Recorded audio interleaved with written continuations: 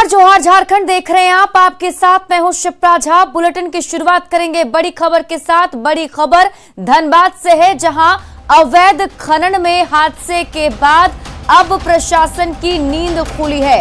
Nirsa police ने छापेमारी कर 41 टन अवैध कोयला जब्त किया है। 3 अवैध कारोबारी पर मामला दर्ज किया गया है। निरसा में चाल धंसने से हादसा हुआ था, जिसमें कई सारे मजदूरों की मौत हो गई थी। जो आधिकारिक पुष्टि हुई थी उसके मुताबिक 5 मजदूरों की मौत हुई। अब जाकर प्रशासन की तरफ से कार्रवाई की जा रही है और 41 टन कोयला जब्त किया गया।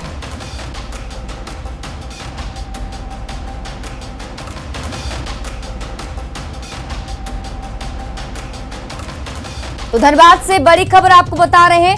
हमारे साथ हमारे सहयोगी संजय गुप्ता अधिक जानकारी के साथ जुड़े हुए हैं। संजय, देखिए इतना बड़ा हादसा हो गया और अब जाकर प्रशासन की नींद खुली है। हालांकि क्या कुछ बरामद हुआ है और जरा ये बताइए क्या कुछ कार्रवाई अभी तक की गई है? निरसा क्षेत्र में जब 3 अलग अलग घटनाएं अवैध उत्खनन के दौरान हुई, चाल धसी और कई लोग मरे। हालांकि आधिकारिक पुष्टि 5 लोगों को ही की जा रही है, लेकिन ये संख्या कहीं अधिक की जाए जिला प्रशासन की और पुलिस प्रशासन की, तो अब वो हरकत में आई है। कल रात को 41 टन कोयला जब्त किया है और कल ही डीसी ने खास तौर पर कहा था जब स्थल की जांच की थी कि किसी भी स्तर पर अगर इस तरह की कार्रवाई होती है तो अज्ञात के खिलाफ मामला दर्ज न करते हुए जो भी सिंडिकेट में शामिल हो उनके खिलाफ नामजद मामला दर्ज किया जाए। और इसी मामले को लेकर मक्खू सिंह, बबलू सिंह और मजनू बावरी नाम के जो 3 कोयला अवैध कोयला कारोबारी है उनके खिलाफ में यह मामला दर्ज किया गया। अब प्रशासन की नींद खुली है। हो सकता है कि निरसा क्षेत्र में जो अवैध कोयला के चल रहे हैं ये अवैध कारोबार, उस पर वो लगाम लगाने का प्रयास करे, क्योंकि लगातार जो ये मौतें हुई है उसे कहीं न कहीं जिला प्रशासन पता लगा है। तो अब जिला प्रशासन रेस में है, लेकिन इसके अलावा भी निरसा क्षेत्र को छोड़ दिया जाए तो कतरास क्षेत्र में भी अभी भी कई अवैध उत्खनन के मुहाने खुले हुए हैं। महुदा भाटी के अंदर कितने ही अवैध मुहाने खुले हुए हैं। इस तरफ पर भी अगर जिला प्रशासन अगर कार्रवाई करती है तो कई ऐसे लोग इसमें शामिल होंगे जिन पर वो कार्रवाई कर सकते हैं। अब ये देखना है कि वो इस कार्रवाई को निरसा क्षेत्र तक ही सीमित रखते हैं या जिले के विभिन्न क्षेत्रों में जहां भी इस तरह के अवैध मुहाने चल रहे हैं वहां पर भी ये कार्रवाई करते हैं। जी शिप्रा, बहुत बहुत शुक्रिया तमाम जानकारी के लिए संजय। जमशेदपुर के बिष्टुपुर में धतकीडीह मुख्य मार्ग पर कल देर रात अनियंत्रित कार ने 4 लोगों को रौंदने के बाद मौके से फरार होने की कोशिश करने लगा, जिसके बाद लोगों ने उसे पकड़ने की कोशिश की और कार पर पथराव कर दिया। भीड़ से बचने के लिए कार सवार अपनी कार छोड़कर विमेंस कॉलेज की तरफ एक घर में घुस गया। घटना के बाद स्थानीय लोग सड़क पर उतर गए और घर पर भी पथराव किया। इस बीच रात्रि गश्ती पर निकले डीसी सूरज कुमार को जब मामले की जानकारी हुई तब वे मौके पर पहुंचे और लोगों को समझा बुझाकर शांत कराया। लोगों का कहना है कि कार चालक शराब के नशे में था। फिलहाल मामले की जांच जारी है। एक कार है जिसने 3-4 लोगों को थोड़ी ओवर स्पीडिंग करके या फिर नियंत्रण होके एक्सीडेंट किया है। उसमें से मोस्टली जो जिनका एक्सीडेंट हुआ है बस्ती के लोग हैं और अपेरेंटली शायद वो उस कार का पीछा करते हुए गए हैं और कार किसी जगह पे जाकर रुकी है और वो लोग जहाँ गए हैं वहाँ पे पथराव की घटना हुई है। उसी के बाद ये लोग यहाँ पे जमा हो गए थे। हम लोग को सूचना मिली, चूँकि आज हम लोग खुद नाइट गश्ती पे निकले हुए थे तो हमने इमीडिएटली स्पॉट पर पहुँचे हैं और अभी लोगों को समझा के हम लोगों ने घर पे भेजा है। जमशेदपुर के गोलमुरी थाना के केबल वर्क्स क्लब में अपराधियों ने रोहित पाठक नामक युवक को गोली मारकर घायल कर दिया। रोहित के सर को छूते हुए गोली निकल गई। युवक इस घटना में बाल बाल बच गया, लेकिन गोली के छर्रे से उसका सर जख्मी हो गया, जिसे इलाज के लिए जमशेदपुर अस्पताल में भर्ती किया गया है। घटना के बाद पुलिस मामले की तफ्तीश में जुट गई है। बताया जा रहा है कि युवक 3 प्लेट चौक छोला भटूरे खाने गया था, तभी वहां पर उदय चौधरी, कुणाल और एक और युवक पहुंच गया और उसे जबरन उठाकर केबल क्लब ले आया, जिसके बाद कुणाल नामक युवक ने रोहित से 50,000 रुपए की मांग की। नहीं देने पर उसने अपने साथियों के साथ मिलकर रोहित की पिटाई शुरू कर दी, जिसके बाद रोहित अपनी जान बचाकर भागने लगा। भागने के दौरान उदय चौधरी और कुणाल नामक युवक ने फायरिंग शुरू कर दी। कुल 4 राउंड फायरिंग की, जिसमें चौथी गोली रोहित के सिर से छू कर निकल गई। घटना से आसपास के लोगों में डर का माहौल बना हुआ है। यारी नहीं है, वो घर का साइड मतलब पीछे साइड में रहता था और बिजनेस के लिए पैसा मांगा था कि पार्टनरशिप में बिजनेस करेंगे और हम वो देने के लिए मना कर दिए। तो मेरे ऊपर मार पीट किया, पहले पिस्टल का बट से मेरे को मारा और हम भागने का कोशिश किए तो मेरे ऊपर पिस्टल से फायरिंग कर दिया। 7.6 का पिस्टल से फायरिंग तो 4 राउंड हुआ है, उसमें से 3 राउंड हवाई फायरिंग हुआ है, 1 राउंड मेरा सर पे लगा है। मांग 50,000 का। वही सूचना मिली कि KBC क्लब KAWC क्लब है, इसी में फायरिंग घटना घटी है। इसमें रोहित कुमार पाठक को हल्का सा जख्म पहुंचा है माथा कान के ऊपर। तो बता रहा है कि एक कुणाल है आनंद नगर का, उसी के साथ झंझट हो रहा है। तो यहाँ पे वही है, उससे सब प्रूफ परिचित है और आपस में झंझट। यहाँ तो लोग बता रहे हैं 2-3 राउंड फायर हुआ है। झारखंड डीजीपी ने प्रदेश के सभी आईजी, डीआईजी और एसपी के साथ लॉ एंड ऑर्डर को लेकर बैठक की, जिसमें कई निर्देश दिए गए। रांची एसएसपी ने बताया कि डीजीपी के साथ वर्चुअली सभी जुड़े थे, जहां उन्होंने कई निर्देश दिए हैं। साथ ही सभी ने अपनी समस्याएं भी उनके सामने रखे। जो हम लोग का रेगुलर पैटर्न होता है क्राइम मीटिंग का, वो था। और इसमें सारे थाना प्रभारी, सारे senior officer, DSP rank officer, city साहब, ग्रामीण साहब, सब लोग उपस्थित थे। अभी जो है जिले की क्या प्राथमिकताएं हैं क्राइम कंट्रोल फ्रंट पे और लॉ ऑर्डर फ्रंट पे, क्योंकि आने वाले त्यौहार भी कुछ है, साथ ही क्राइम इन्वेस्टिगेशन के पॉइंट ऑफ व्यू से, साथ ही जो है मॉडर्न पुलिसिंग के पॉइंट ऑफ व्यू से रांची को क्या क्या जरूरत है, सिटी पुलिसिंग में क्या किया जा सकता है। रांची के मोरहाबादी में गोलीबारी के बाद सारे लोकल वेंडर्स को शॉर्ट नोटिस पर हटने को कह दिया गया है, जिसके बाद से ही दुकानदार इस फैसले का विरोध कर रहे हैं। नगर आयुक्त खुद इन दुकानदारों से वार्ता करने पहुंचे। प्रशासन ने उन तमाम दुकानदारों को 6 महीने के लिए अपनी दुकान खाली करने को कह दिया है। 6 महीने खत्म होते ही सारे रजिस्टर्ड वेंडर्स को वेंडर मार्केट में शिफ्ट करने की बात कही जा रही है। जानकारी के मुताबिक प्रशासन ने रजिस्टर्ड वेंडर्स की सूची बनाई है, जिनमें फिलहाल 288 लोकल वेंडर्स शामिल हैं। इस बीच उन दुकानदारों को टेम्पररी जगह पर शिफ्ट किया जा रहा है, जहां वो अपने स्टॉल लगाकर अपना रोजगार जारी रख सके। वहीं दुकानदारों ने वेंडर मार्केट में जगह मिलने पर सहमति जताई और कहा है कि अगर वाकई में उन्हें मार्केट दिया जाएगा तो वो धरना रोक देंगे।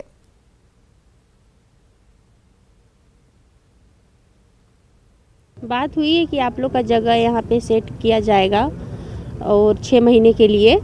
उसके बाद आप लोग को दुकान हम लोग बन रहा है, ठेकेदार को प्रेशर दे रहे हैं। उसके बाद आप लोग को परमानेंटली दुकान मिल जाएगा। हम लोग का दुकान बन रहा है, 6 महीना के लिए बस इधर शिफ्ट होना है। उसके बाद अपना अपना दुकान मिल जाएगा हम लोग का। हम लोग को जब तक दुकान चालू नहीं कर लेंगे तब तक हम लोग का धरना खत्म नहीं होगा। हम लोग जगह का व्यवस्था कर, व्यवस्था हो जाने पर आप लोग का जो फूड बैंड है, फुटपाथ दुकानदार जितने भी हैं, वो सबको 6 महीने तक हम अस्थायी के रखते हैं।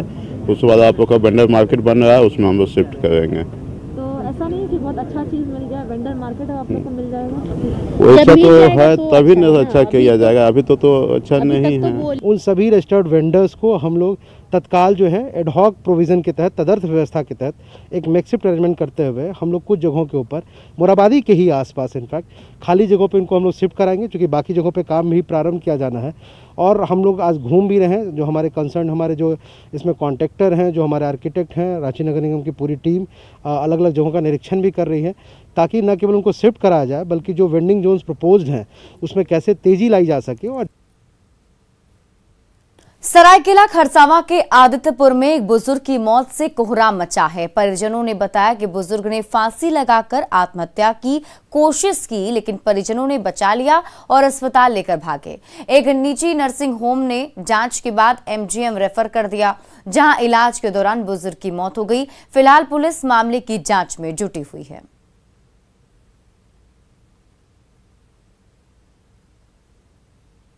ये आपका जो घटना है ये आदिपुर बेल्ली बस्ती का है। ये मेरा ससुर जी है। हम लोग गए तो देखे कि फांसी का मतलब फंदा में लटका हुआ था, ठीक है। तो मेरा बड़ी दीदी है, वो उतारा उसको, देख रहा कि सांस चल रहा था तो उतारा। तो डॉक्टर ये आपका आदिपुर में गंगोत्री हॉस्पिटल है, वहीं पे हम लोग पहले लेके गए। तो वहाँ पर डॉक्टर बताया कि आप जाइए एमजीएम, वहाँ पे आपको कंफर्म बताएगा। तो उसके बाद यहाँ आए तो यहाँ पे मृत घोषित करते हैं। रामगढ़ में सीसीएल की बंद पड़ी खदानें स्थानीय बेरोजगार युवकों के लिए वरदान साबित हो रही है। कोयला निकाले जा चुके इन खदानों का उपयोग अब लोगों को मछली पालन के लिए करना पड़ रहा है। जिले में कुल 57 ऐसी खदानें हैं। इनमें से 3 खुली खदानों में केज कल्चर के माध्यम से लोगों को मछली पालन से जोड़कर उन्हें रोजगार उपलब्ध कराया जा रहा है। लोग हर साल लाखों रुपए कमाकर आत्मनिर्भर बन रहे हैं। मछलियों को खरीदने के लिए यूपी, बिहार समेत अन्य राज्यों से व्यापारी पहुंच रहे हैं। ज्यादा जानकारी दे रहे हैं हमारे संवाददाता Javed Khan. Central coalfields limited के कुज्जू एरिया के आरा कोलेरी में आप हमारे पीछे देख सकते हैं बंद पड़ी ओपन कास्ट नंबर 8 है, जहां पर अब मछली का उत्पादन होता है। यहां से कोयले का उत्पादन लगभग 8 से 10 साल पूर्व बंद कर किया गया है। उसके बाद स्थानीय युवकों ने समिति बनाकर यहाँ पर केज कल्चर के माध्यम से मछली का उत्पादन शुरू किया। इसमें मत्स्य विभाग का भी इन्हें सहयोग मिलता है। मत्स्य विभाग इन्हें अनुदान पर कई चीज़ें यहाँ पर उपलब्ध कराती है। सीधे बात कराते हैं मत्स्य विभाग के अधिकारी से। बताइए सर। आप जो देख रहे हैं ये केज एक्वाकल्चर है और ये जो कुजू के साथी यहाँ पर है ये सारे ग्रेजुएट और नवयुवक ऐसे थे जिनके पास कोई काम नहीं है, लेकिन जैसे ही इन्होंने मछली पालन को अपना रोजगार चुना, इनकी मेहनत और परिश्रम से ही आज हम लोग यहाँ है कि ये चीज़ देख पा रहे हैं। सालाना 100-150 टन मछली उत्पादन करना अब इनके लक्ष्य को प्राप्त करना कोई मुश्किल काम नहीं है। तो आप समझ सकते हैं सीसीएल ने परमिशन दी है कि जो बंद पड़ी खदानें उसमें रोजगार दिया जो उसके स्थानीय लोगों को। बताइए यहाँ के अध्यक्ष से, बताइए किस तरह से जीवन में परिवर्तन आया? सर जीवन में सर हम लोग का बहुत ही बड़ा परिवर्तन आया है सर। यहाँ 2011 से हम लोग ओपन कास्ट में सर मछली छोड़े, उसके बाद 12 से केज कल्चर का ये शुरू किए सर, और फिर आप देख ही रहे हैं सामने जो भी है। उसके बाद यहाँ का मछली उत्पादन करके हम लोग बनारस, सासाराम, डेहरी, गया यहाँ पे। तो यहाँ का मछली जो है बिहार, यूपी के लोग भी खा रहे हैं। बताइए किस तरह से आप लोग केज कल्चर के माध्यम से जुड़े, क्या फायदा है? बहुत खुशी है सर, हम लोग बहुत खुशी महसूस हो रहा है। हम लोग पूरा समिति के लोग काफ़ी उत्साहित है इस काम को लेकर कि हम लोग एक साथ जुड़कर एकदम पूरे मछली उत्पादन में लगे हुए 24 घंटा हम लोग यहाँ समय देते हैं। बहुत आप समझ सकते हैं कितनी कमाई है, आर्थिक रूप से मजबूत बन रहे हैं, दूसरों के लिए प्रेरणा स्रोत बन रहे हैं। बताइए किस तरह से परिवर्तन आया है आपके जिंदगी में? सर हम लोग के जीवन में तो बहुत बड़ा परिवर्तन आया है और मैं मत्स्य विभाग रामगढ़ को तहे दिल से धन्यवाद देना चाहता हूं। तो आप समझ सकते हैं ये ग्रेजुएट हैं, आप मछली पालन कर रहे हैं। यहाँ पर कुल 67 लोग इस समिति के माध्यम से जुड़े हैं। आप केज कल्चर को देख सकते हैं और इसके माध्यम से रोजगार भी पा रहे हैं। सेंट्रल कोलफील्ड्स की कई खदानें सीसीएल की यहाँ पर रामगढ़ जिले में है, जिसका उपयोग मत्स्य विभाग इन जैसे युवाओं को रोजगार देने के लिए कर रही है। जावेद खान, न्यूज़ 18 रामगढ़। गुमला में न्यूज 18 की खबर का असर हुआ है। शहर के अंबेडकर नगर की गुड़िया देवी ने गरीबी और तंगहाली में अपने नवजात बच्चे को बेच दिया था। न्यूज 18 पर खबर चलने के बाद प्रशासन हरकत में आया। एसडीओ और डीएसओ आश्रय गृह पहुंचे। प्रशासन ने गुड़िया को एक बोरा चावल और साड़ी देकर खाने पीने की व्यवस्था की। एसडीओ ने बेचे गए बच्चे की वापसी के भी निर्देश दिए। वहीं गुड़िया के परिवार को सामाजिक सुरक्षा के तहत योजनाओं से जोड़ा जाएगा। गुड़िया देवी के 2 बच्चे बिहार के बिहटा में ईंट भट्टा में काम कर रहे हैं। प्रशासन की पहल से उन्हें भी सुरक्षित वापस लाया जाएगा। इनको सूखा राशन, चावल, कंबल और साड़ी इनको दिया गया है ताकि आश्रय गृह में ये लोग हैं इनको तत्काल किसी तरह खाने पीने का समस्या का सामना नहीं करना पड़े, ओढ़ने का पहनने का समस्या का सामना नहीं करना पड़े। ठंड में कंबल उन लोगों को दिया गया ताकि उन लोग किसी प्रकार का दिक्कत का सामना नहीं करना पड़े। उनके माध्यम से पता चला कि जो गुड़िया देवी हैं उनका पहले के पति से 2 बच्चे थे जिनको इन्होंने बिहार में एक भट्टा में काम में लगा दिया है और अभी 2 बच्चों में से एक बच्चों को किसी को भेज दिया है। तो अभी हमने निर्देश दिया है, यहाँ पे जो सिटी नगर मैनेजर हैं और जो वार्ड पार्षद हैं ये साथ में जाएंगे और जिनको इन्होंने बच्चा दिया है वहाँ से बच्चे को रिट्रीव किया जाएगा और बच्चे को जो है सामाजिक सुरक्षा में जो भी कार्यक्रम उसके तहत देखभाल कराएंगे। राज्य की राजधानी रांची में गुरुवार को लोगों को पानी की किल्लत होगी, जिसके पीछे की वजह पाइपलाइन की मरम्मत को बताया जा रहा है। हालांकि रांची में 4 फरवरी से पानी की आपूर्ति सामान्य हो जाएगी। देखिए संवाददाता कोमल बहल की रिपोर्ट। रांची की एक बड़ी आबादी बुधवार शाम से ही पानी की किल्लत से जूझ रही है। गुरुवार को भी रांची की करीब 1.5 लाख आबादी तक पानी नहीं मिल पाएगा। इसके पीछे की वजह सम्प से निकलने वाली पाइपलाइन में मरम्मत हो रही है, जिसकी वजह से जल आपूर्ति रोकी गई है। बता दें कि सम्प से जो पाइपलाइन निकली है उसमें बुधवार शाम को कई जगहों पर लीकेज हो गया था, जिसकी वजह से मरम्मत का कार्य जारी है। हालांकि मरम्मत होने के बाद पानी की बर्बादी नहीं होगी, साथ ही पानी की सप्लाई भी प्रेशर से होगी। बता दें कि आज शाम तक मरम्मत का कार्य जो है वो पूरा कर लिया जाएगा और कल से यानी 4 फरवरी से जलापूर्ति जो है सामान्य रूप से शुरू हो जाएगी। कैमरा पर्सन अमित के साथ कोमल बहल, न्यूज़ 18 रांची। गोड्डा के मुफस्सिल थाना क्षेत्र के सैदपुर में हाई टेंशन तार में शॉर्ट सर्किट की वजह से घर में आग लग गई। आग से पूरा घर जलकर खाक हो गया। आग की चपेट में आकर कई मवेशी भी झुलस गए। ग्रामीणों ने काफी मुश्किल से आग पर काबू पाया। घर मालिक नहीं और बड़ी खबर गढ़वा से है, जहां शहर के रंका रोड में 4 दुकानों में भीषण आग लग गई। आग लगने से शहर में अफरा तफरी का माहौल हो गया। आग इतनी भयावह थी कि आसपास के रिहायशी इलाके के लोग अपने घरों को छोड़कर सड़क पर आ गए। बताया जा रहा है कि जिन दुकानों में आग लगी है वो मोटर पार्ट्स की दुकानें हैं। दमकल की टीम ने कड़ी मशक्कत के बाद आग पर काबू पाया। गढ़वा में एक बस से बिहार के एक महिला को भारी मात्रा में शराब के साथ पुलिस ने गिरफ्तार किया है। ये महिला बिहार के रोहतास के डेहरी थाना क्षेत्र की रहने वाली हैं, जो गढ़वा आकर देशी शराब को लेकर अपने क्षेत्र में ऊंचे दामों में बेचा करती हैं। हैरत की बात यह है कि इस धंधे की मास्टरमाइंड एक महिला और अपने रिश्तेदारों से ही अवैध शराब की तस्करी करवा रही है। पुलिस ने गढ़वा बस स्टैंड में छापेमारी में बड़ी संख्या में देसी शराब की बोतलों को भी बरामद किया है। शराब की इन बोतलों को बड़े बड़े कपड़े के थैले में बंद कर ऊपर से चादर और पुराने कपड़ों से लपेटा गया था, ताकि किसी को शक न हो कि इसमें शराब रखे हैं। पुलिस ने कुल 600 बोतल शराब बरामद किए। पुलिस को गुप्त सूचना मिली थी कि यहां से बड़े पैमाने पर बिहार में शराब भेजे जा रहे हैं। इस सूचना पर गढ़वा थाना के द्वारा टीम बनाकर छापामारी की गई, जिसमें थाना प्रभारी के नेतृत्व में भारी मात्रा में शराब की बोतल जो विभिन्न बैग और पोटलियों में पैक किया हुआ था, करीब 750 बोतल बरामद हुआ है, जो बिहार ले जाया जा रहा था। सर, किसके द्वारा ले जाया जा रहा था? ये एक गिरफ्तार हुई एक महिला है, परमिला देवी उर्फ नेताइन, जो डेहरी अंचल की रहने वाली है, वो ले जा रही थी। राज्य के सरकारी और निजी स्कूलों में 4 फरवरी से ऑफलाइन पढ़ाई शुरू होने जा रही है। 22 महीने बाद स्कूल अब 6 घंटे तक चलेंगे। बच्चों की संख्या पर शिफ्ट वाइज भी स्कूल चलाने का फैसला लिया गया है। ऐसे में स्कूलों में साफ सफाई और सैनिटाइजेशन की प्रक्रिया जारी है।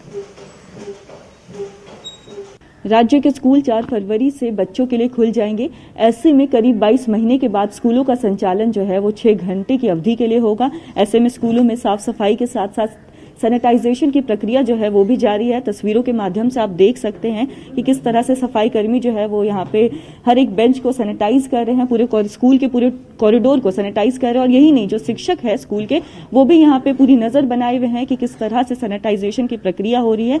ऐसे में ये जो तस्वीर थी, ये कॉरिडोर के अंदर की तस्वीर थी और ये क्लास के अंदर की तस्वीर है। यहाँ पे भी आप देख सकते हैं कि जो सफाई कर्मी है वो हर एक बेंच को सैनिटाइज कर रहे हैं, ताकि कल से जो बच्चे आएंगे पढ़ने के लिए स्कूल आएंगे, उन्हें किसी भी तरह की कोई परेशानियों का सामना ना करना पड़े इन फ्यूचर। हर एक बेंच को बहुत ही अच्छे तरीके से यहाँ पे सैनिटाइज किया जा रहा है। स्कूल के यहाँ पे कुछ शिक्षक भी मौजूद है और यहाँ पे प्रिंसिपल भी मौजूद है। हम उनसे बात करते हैं, जानते हैं कि क्या कुछ गाइडलाइन जो है इस बार स्कूल के बच्चों के लिए यहाँ पे दी गई है। इस बार जो गाइडलाइन आया है, बच्चों का 4 से स्कूल खुलना है। 9 to 12 हमारे यहाँ बच्चे आएंगे और 8 से 2 बजे तक उनका क्लासेस चलेगा। बच्चे अपने पेरेंट्स के कंसेंट से ही आएंगे विद्यालय और ऑनलाइन ऑफलाइन दोनों क्लासेस चलना है। और कितने शिफ्ट में स्कूल चलेंगे? बच्चों की संख्या को देखते हुए हम लोग फिर वो डिसाइड करेंगे कितने शिफ्ट में हम लोग स्कूल को चलाएंगे, है ना। या फिर हम लोग रोस्टर वाइज भी कर सकते हैं, सुविधा उसको हम लोग जिसमें भी हो हम लोग वो करेंगे। ऐसा कुछ भी आया है कि बच्चे जो हैं वो वैक्सीन होगी तभी वो आएंगे, या आप लोगों के लिए कि दोनों डोज अनिवार्य होगा, ऐसा कुछ? हाँ, हमारे टीचर्स और जितने भी स्टाफ हैं वो डबल डोज लिए हुए होंगे और हमारे यहाँ ऐसे सारे स्टाफ डबल डोज लिए हुए हैं। बच्चों के लिए एक डोज हो चुका है और आज 3 और 4 को हमारे यहाँ फिर से वैक्सीनेशन सेंटर है जिसमें बच्चों को सेकेंड डोज भी दिया जाएगा और 15 से 17 साल के जो बच्चे हैं उनको 100% वैक्सीनेशन कराने का पूरा कोशिश रहेगा जी। तो खैर ये तो बात ही वैक्सीनेशन की, यहाँ पे और भी टीचर्स भी मौजूद हैं, हम उनसे बात करते हैं। काफी लंबे समय से स्कूल बंद था, ऐसे में काफी इंतजार होता है कि स्कूल जो है स्कूल खुल जाए। कल से स्कूल खुल रहा है, कैसा लग रहा है आपको? एक्साइटेड है, बहुत एक्साइटेड है। बहुत दिन से स्कूल बंद था, बच्चे भी मिस कर रहे थे स्कूल को। अब कल से बच्चे आएंगे तो ऑनलाइन में बहुत सारे बच्चे जुड़ नहीं पाते थे, नेटवर्क प्रॉब्लम भी होता था। समय से स्कूल के बच्चे और टीचर्स दोनों को ही स्कूल के खुलने का इंतजार था। हालांकि कल से स्कूल जो है वो खुलने जा रहे हैं। हालांकि बच्चों में संक्रमण ना फैले ऐसे में स्कूलों को सैनिटाइज भी पूरे तरीके से किया जा रहा है। कैमरा पर्सन अमित के साथ कोमल बहल, न्यूज 18 रांची। कांग्रेस प्रदेश प्रभारी के 3 दिवसीय दौरे के बाद अब कांग्रेस प्रदेश प्रभारी के द्वारा दिए गए टास्क को पूरा करने की कवायद में जुट गया है, जिसमें सबसे अहम संगठन और सरकार के बीच पैदा हुई खाई को पाटना है। इसी के तहत अब कांग्रेस कोटे के मंत्री जिलों में जाकर कार्यकर्ता और लोगों से संवाद करेंगे। और फिलहाल इस बुलेटिन में अभी के लिए बस इतना ही, लेकिन न्यूज 18 बिहार झारखंड पर खबरों का सिलसिला लगातार जारी है।